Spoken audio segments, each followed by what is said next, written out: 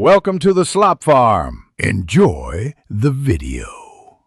You start by opening Settings and confirming your iPhone runs iOS 16 or newer, because automations need recent system features. Once done, go to Battery and enable Low Power Mode briefly to see its impact and confirm it works. Next, switch to the Shortcuts app to build an automation. You're setting the stage. Verify permissions, Bluetooth or location access if your trigger needs them, and make sure Shortcuts is allowed to run automations automatically under your device's settings. You create the automation. In Shortcuts, tap Automation, then create Personal Automation and select your trigger. Battery level is common.